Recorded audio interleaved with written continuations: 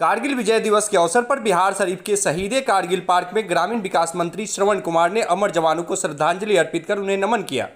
इस मौके पर मंत्री श्रवण कुमार ने कहा कि देश की सीमाओं पर हमारे वीर जवान दिन रात अपनी जान की बाजी लगाकर देश की रक्षा करते हैं।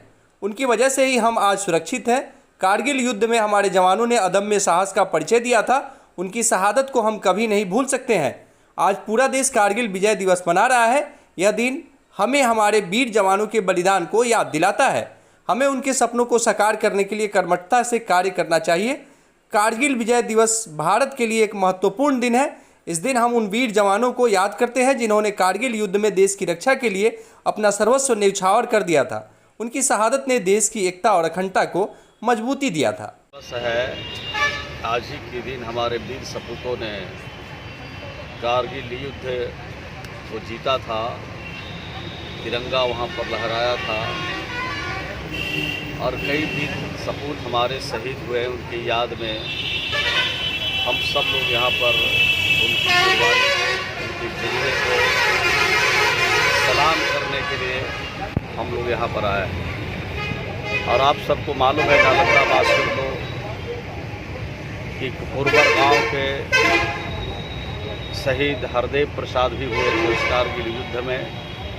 उनके याद में भी हम लोग यहाँ पर सब लोग उनको नमन करने के लिए, उनके जज्बे को सलाम करने के लिए हम लोग आते हैं। और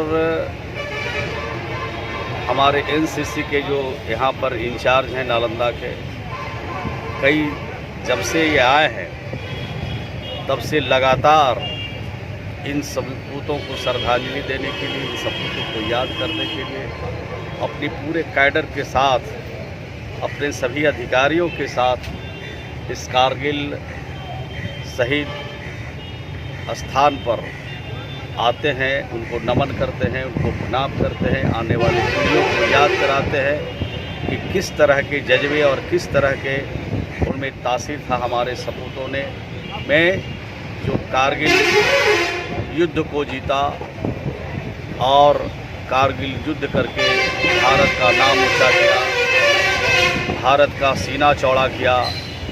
और भारत के साथ अब कोई हाथ मिलाने वाला देश नहीं है कारगिल युद्ध के बाद जो भारत को चैलेंज कर सके, भारत को नीचा दिखा सके, भारत की अस्मिता को अंगुली दिखा सके।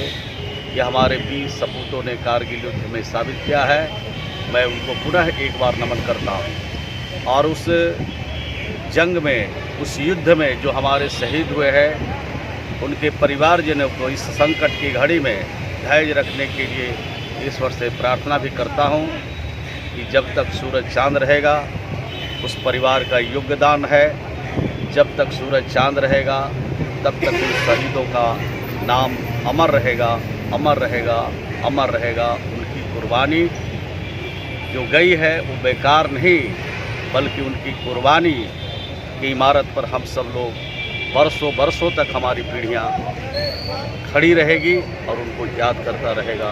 यही इस सब का कहना चाहिए।